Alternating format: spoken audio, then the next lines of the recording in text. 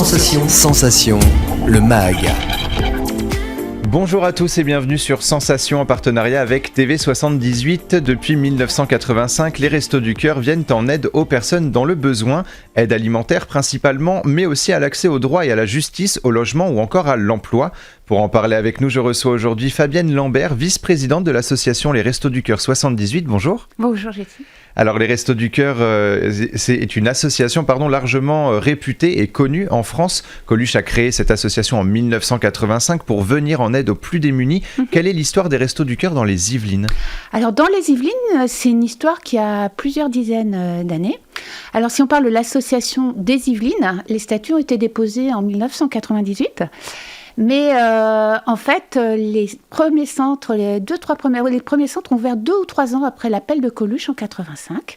Et aujourd'hui, ce sont 1000 bénévoles qui accueillent environ 14 000 personnes, voilà, qui distribuent environ 1,6 million de repas. Et l'une des missions les plus connues, c'est l'aide alimentaire pour les plus démunis. C'est en tout cas celle qu'on connaît le plus. Oui. Avec la crise sanitaire, les demandeurs d'aide alimentaire ont été plus nombreux. Est-ce qu'aujourd'hui, cela augmente encore ?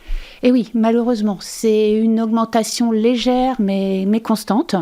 Donc on est autour de 1,6 million de repas par an. Alors ce qu'on a observé au cours de ces dernières périodes, malheureusement liées au Covid, on a vu une plus grande précarité des gens. C'est-à-dire les gens qui sont dans la précarité deviennent encore plus précaires. Et on a vu apparaître de nouvelles personnes, notamment des étudiants. On en a beaucoup parlé et par exemple nous avons mis en place des colis qu'on donnait à des étudiants sur la zone de Vélizy.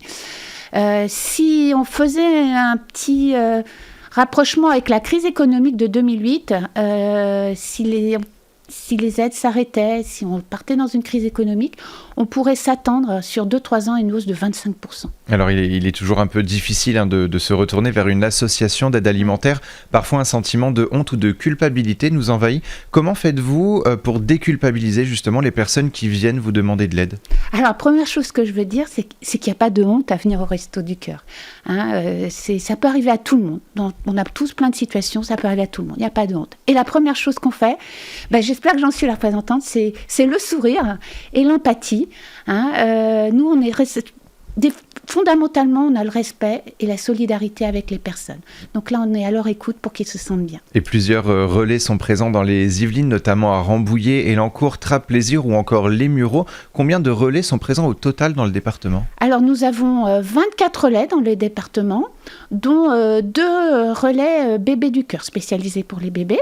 Alors, ils sont globalement dans la zone nord des Yvelines, le long de la Seine. Et vous avez une importante zone autour de Saint-Quentin.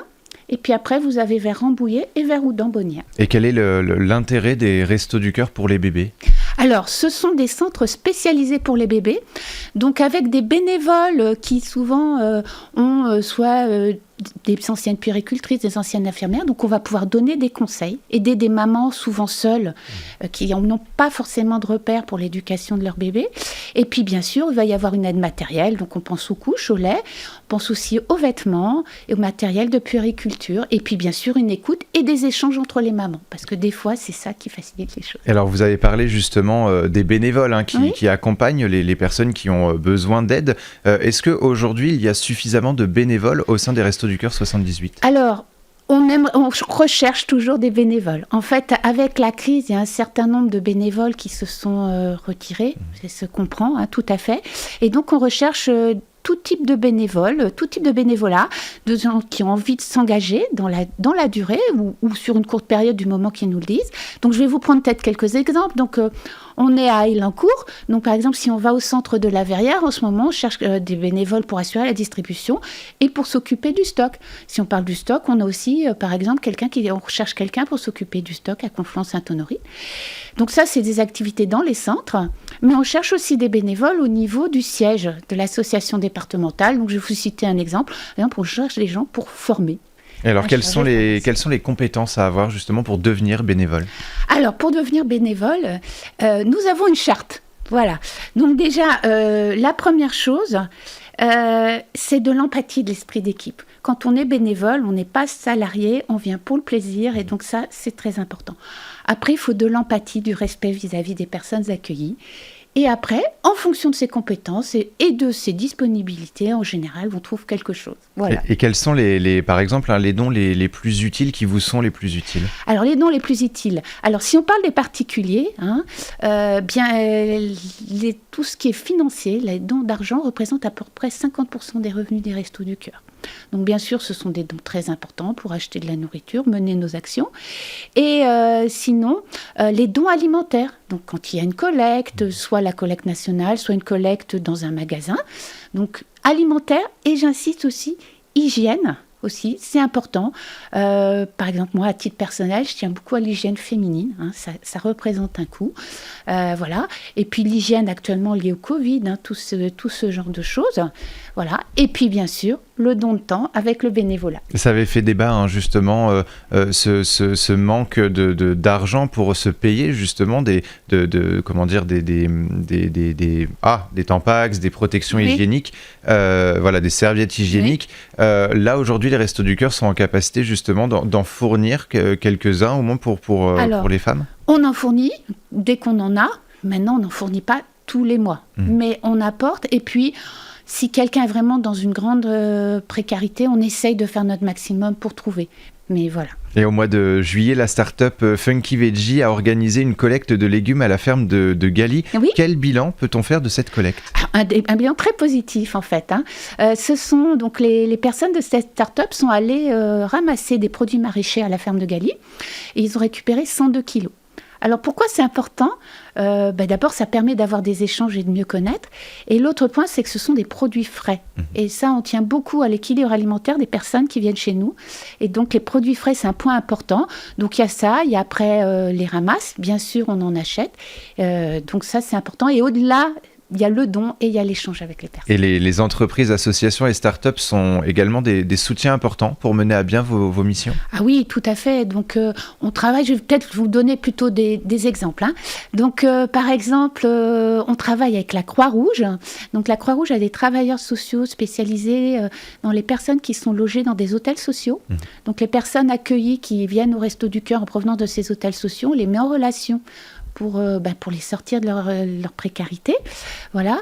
On a des associations comme Lions Club, Rotary Club ou même des associations locales qui font soit des collectes, soit des manifestations dont elles reversent les revenus au Resto du Cœur. Voilà. Et puis les entreprises. Alors les entreprises, vous avez la Fondation AXA, je pense à Peugeot, à Fenwick, qui nous fournissent des véhicules, des chariots élévateurs. Vous avez des entreprises aussi, il y a la ramasse. En fait, on va faire de la ramasse dans les grands centres commerciaux et des entreprises qui nous mettent à disposition des mécénats de compétences. Donc, ce sont des salariés mis en détachement, payés par ces entreprises qui viennent nous aider. Alors, on a parlé de l'aide alimentaire que vous proposez, mais vous avez également créé 2 chantiers d'insertion et une résidence sociale à Poissy. Quels sont les objectifs de ces 2 dispositifs? Alors, les chantiers d'insertion, en fait, on va prendre des personnes qu'on va insérer professionnellement. Donc, on va leur redonner confiance en eux, les faire travailler en équipe et les réhabituer à un rythme de travail. L'idée étant qu'à la sortie, ils puissent s'insérer dans la vie professionnelle. Donc on a 2 chantiers d'insertion, un au Clay, un au Bergenville, qui sont sur le démantèlement et le renouvellement d'ordinateurs. Et on a aussi une résidence sociale à Poissy qui s'appelle Les Toits du Cœur. Donc il y a une dizaine d'appartements. On va accueillir des gens qui ont des revenus, qui viennent là pour un moment. Et ces personnes-là, on va leur apprendre à gérer un budget, à réserver de l'argent pour leur logement et à entretenir leur logement pour que tout se passe bien. Et donc, il reste maximum 24 mois, souvent moins. L'idée, c'est qu'ils se réinsèrent dans un logement et que tout se passe bien. Et il nous reste moins d'1 minute pour parler justement de l'aide sur les thèmes du logement, de l'emploi, l'accès au droit, à la justice ou encore à la culture. Est-ce qu'il y a une volonté de créer finalement un lien entre les personnes démunies et la société? Oui, tout à fait. Ce qu'on vise, en fait, c'est à réinsérer les gens, les sortir de leur précarité. Donc, ça peut être via des actions, par exemple, de soutien recherche d'emploi. Donc, on a aidé 70 personnes cette année, je prends un exemple. Et puis, ça peut être de la réinsertion pour se sentir comme les autres. Et donc, par exemple, on a envoyé un peu plus de 60 personnes en vacances cette année. Et toujours avec le sourire quand on est bénévole. Exactement. Merci beaucoup, Fabienne Lambert, d'avoir été avec nous sur Sensation. Pour vous appeler, c'est le 01 30 80 90 95. On peut également se rendre sur votre site internet ad78.restoducoeur.org. Et pour revoir ou réécouter cette émission, rendez-vous sur notre site et application Radio Sensation.